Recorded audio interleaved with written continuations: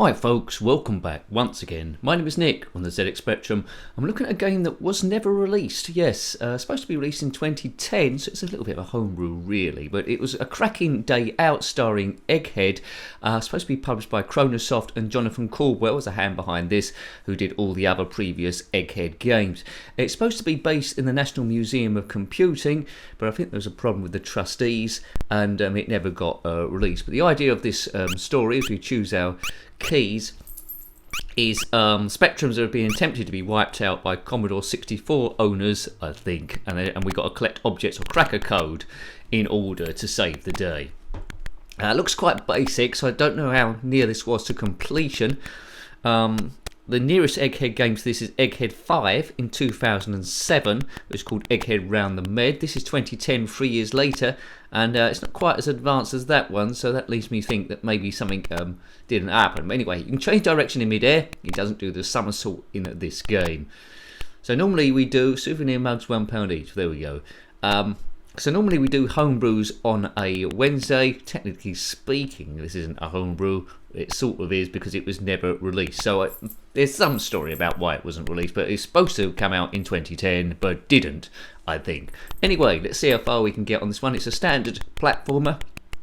The original Egghead came out in 1989, back in the day. There's about 6 in the series and maybe a couple of offshoots there. But I really loved all of them, and they got more and more advanced as they go through. This one's gone backwards a little bit. We need to crack a code, I think, to save the day. The code is in certain parts. There's a ZX Spectrum there, that's pretty big. In certain parts, we'll see how far we... Oh, look, it's just like the other games. If he falls down too far or bashes into any of the things, he gets killed. Interesting enemies, though. They weren't in any of the other Egghead games. So kudos to Jonathan Cauldwell. He gives you something new each time. I've reviewed quite a few of homebrews from Inafuto. I know they're good. It does sort of reuse the same enemies, and I'd like to see a few different ones there, but that's just a small criticism. This is a lot smoother than that, but it's a different style of game completely. Right, there's something up there. Let's see what that is. Press Z, I think I did to pick that up. Yeah, I don't know what that is. It might be important, it might not be. It seems to be a book. It's not a code, that's for sure. On the next level down, there seems like to be a cassette tape. Might be important, might not be. Let's get the time in here now. Dodgy gameplay nonsense, Chad. Hope you like a look at this one. We've viewed, I think, a couple of games before that was never released. It's been recovered there. I wish it had been released, but anyway, whether they would have sold it in the museum or it would have been somewhere else to download. If you're liking your ZX Spectrum stuff, based on the design by Donkeysoft there, by Jonathan Cauldwell. If you're liking ZX Spectrum stuff, they're all there in the playlist, all the reviews that we've done so far. To get there, click on my username, takes to the channel page, there's a key. So it takes to the channel page, click on the playlist tab, ZX Spectrum will be there, along with a load of other systems too. Can't go anywhere that further down, so I'll try and show you as many rooms as possible. It's not using any different fonts at all. I do like the rooms have got different names, which you know I'm a fan of that sort of thing. Tunny and Intercept, what does that mean? Or Tuny and Intercept, or Tunny and Intercept, don't know. I like the footsteps. You see footsteps quite a lot in some games. There's no colour clash there. If you see if I went past that filing cabinet, you just moved behind it. It's interesting. It's the main frame. It's the frame of mains. I like that effect. That's quite nice.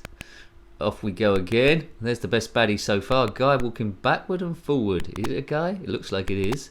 A horseshoe going up and down. Some weird gnome sort of like creature. And a green bat. There's a bomb there in the top left, it seems. If you've completed this game, let me know. Is it completable? You might be shouting stuff at the screen. If the author, sometimes it happens, if the author comments Jonathan Cauldwell, then obviously I'll pin that to the top if you want to speak to him or answer any comments that he's done. Oh no. Yeah, I've read, I've got no instructions to this, but I read the cassette cover. There was a scan of it on Spectrum Computing site where I get a lot of games from. I expect it's on World of Spectrum as well, just to keep a balance there. But yeah, it's a bit of a story, but basically some Commodore 64 Alliance or some Commodore people are trying to destroy all the ZX Spectrums. It plays on that rivalry back in the day, which I wasn't getting involved with. Is the Spectrum better than the Commodore 64? Is the Commodore 64 better than the Spectrum? And yes, it's it served no purpose, that war, but it plays on that. And looking back on it, it was a bit of fun, I suppose. Right, all the spectrum colours are there, red, magenta, green. It's like tough timing. Yes, it can change direction in mid-air, so don't forget that. Right, there we go. A piece of code, right? Sort into alphabetical order. Right, okay, so I've got to swap these, have I? So B is going to go at the start. Maybe I can spell a word. Suppose Jenkin? No. Oh, I've mucked up now. I haven't got enough time to do this. But anyway, if I get them in the right order, obviously it's got them B, E, H, no, J. Yeah, anyway, if you know your alphabet, you'll get a head start there. Is it going to give me another go if I run out of time? So there's pieces of this code about the place. Now it's disappeared. So there's pieces of this code about the place. Solve all those and you're doing well. In the top left it says codes 1. So maybe that's counted that I've got it. Although I did not solve the code. Got a few screens then to look at. Pretty basic what you need to do. It's not my favourite of the Egghead series. But it's okay. It's smooth enough. Do check out the reviews of Egghead Fire Around the Med, Egghead in Space as well, and all of them really, all worth checking out. There's another bit of code there, just above me. They've got the standard ladders. I've seen those in other Egghead games. Oh, put your favourite Egghead game below. Let's try out for some music. Anyway, we're in the loft now. The loft, or an attic if you want to call it that. Nifty. What's that sort of like thing going up and down? I don't quite know what that is. It's like a head with a saucepan on the back. If you are a head with a saucepan on the back, comment below. Right, let's try and get this in alphabetical order this time. So D must come first. Oh, come on. Speed it up, big nose. Right, D, G, H, I, J. So H and J, that's around there. There we go. That solved that. So I solved one of the codes, and it did that little beeping, put codes 2.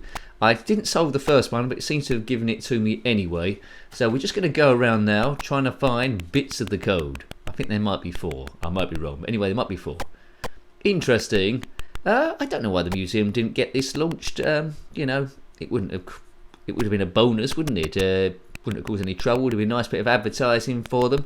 The National Museum of Computing. I don't know where that's based. I think I did know, but I've forgotten. Oh, we've got a door there. What about our key? Can't we use the key? Oh, this is the bit where you need to find the code, you see. Oh, we've got yeah, there we go. So we've got to rearrange that. What's the code? I don't know. Maybe I've got to rearrange it so it's the alphabet. Are all the letters the alphabet there? No. I don't know what the code is. I could be here all day trying to crack this. But, you know, there's another code in the top left. Restricted access. Ugh. So solve this and then you're doing well. I feel like I'm playing Boggle or something. I've run out of time. 4 minutes 51. I've been playing. The end reviews to be about 10 minutes long. I think I've showed you all there is to see here. So in summary then, maybe not finished. There's better Egghead games, but it's good to see. I wish it had been released in 2010. It would have been a good bonus for the National Museum of Computing. Couldn't have done any harm. But for some reason it wasn't released. Possibly because the trustees didn't want it or something like that. They probably didn't understand 8-bit gaming. But yeah, a good one from Jonathan Cauldwell. It's got the basis of something good there. And it could have been a very worthy addition to the series.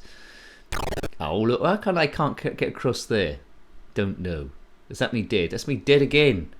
Let's just have one last go to see if I can find any other screens. There's the bus. The wheels on the bus go round and round all day long. The shop. We've been here before. If you want to shop for your stuff, over the yellow box, past all these funny things. Put your favourite enemy below. My favourite enemy was that cyan bloke that was going backward and forward each time. I liked him. He was pretty cool. Oh, come. It's the library. The library, look at that. You notice there's got about 5 books. Or 7 books. That's not a very big library. Can you call it a library if it's just got 7 books? There's a guy going backward and forward again. My favourite guy. Except he's not in cyan this time. He's in white. He's not turning around though. So they could have done that when he turned around. That would have been good. Just going backward and forward. Doesn't make a great difference. But I would like to see him change direction anyway. Could have flipped the graphics. But it's personal design choice. It's not always up to me. They don't consult me, you know. I do get sent every now and again links of people's homebrews. Apologies if I haven't got to yours yet. I can't do all of them, but I do a selection of them. So thank you very much. And then someday I'll give you a shout out to your page, your itch.io page if I can find it. Put a bit of a graphic on there. But yeah, so thanks for sending them to me. It is appreciated. Oh man, Caravan. Oh, it's the archive room. I've got 2 tapes. Maybe I can tape a load of stuff onto that, a few games. What do you think? It's the library again. I'm trying to find other rooms really. I don't think there's anywhere else I can take you that I haven't taken you before. I want to take you to another dimension. Play close attention. Oh look, I've taken you to the toilet. There we go.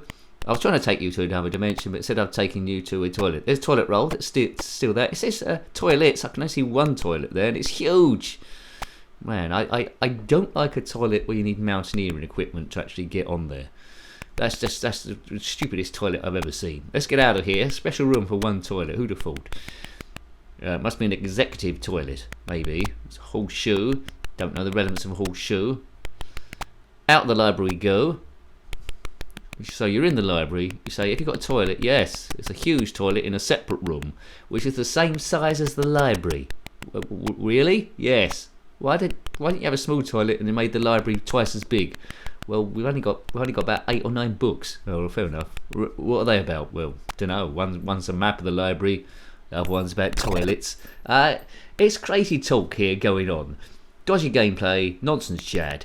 If you watch this far in, we are just stress busting, you know, if you haven't noticed. If you watch this far in and you haven't already, please consider subscribing, and a huge thank you to those people that already subscribed. If you already have subscribed, a big thank you. Do 6-star jumps, pat yourself on the back and shout hooray. Please tell me how that went. Good.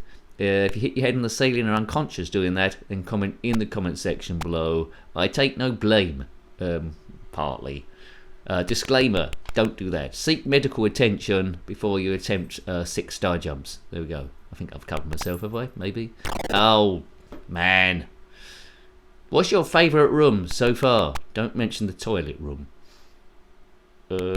Just about okay. He's a sprightly guy, this Egghead. I don't know he's based around an egg. There's more games of him than there are of Dizzy, that's for sure. He's so dizzy, his head is spinning like a whirlpool. It's something unforgettable. Right, let's get out of the shop. That woman, she set up her desk right at the top of somewhere, which is just pure tomfoolery. I'll just get over this yellow box. I mean, a rolling box gathers no moss. Is that the phrase? Actually, I haven't gone this way. It's 2 Sinclair C5s being guided by that man there. He looks familiar. I might have seen him before. Sinclair C5. That's the car park. And this is, of course, it's a Harrier. Is it just going to be more and more vehicles we go in this direction? So this is just artwork, really, to impress you. Oh, that's the extent of the map. Okay, Harrier jump jet. Maybe that's how I arrived. So the people that arrived, someone arrived in a Harrier. I was hoping to take that off then. That would be nice. And 1 person arrived. 2 people arrived in C5. So I think I'll leave that there. You've pretty much seen what I think of the game. I know Saturdays we normally put up classic games, but you know, I didn't know when this was released. But it's 2010, I now know. So I hope you liked having a look at that unreleased game. That was a cracking day out, starring Egghead, which wasn't published at all, but written by Jonathan Cauldwell on behalf of the National Museum of Computing. So, got any comments about this game, similar games, or anything retro, then by all means put that in the comment section below. And until next time, take great care of yourself, and a very fond goodbye. Goodbye. I don't know why the museum didn't get this launched. You know, it would have been a bonus, wouldn't it? Wouldn't have caused any trouble. It would have been a nice bit of advertising for them. The National Museum of Computing. I don't know where that's based. I did know, but I've forgotten.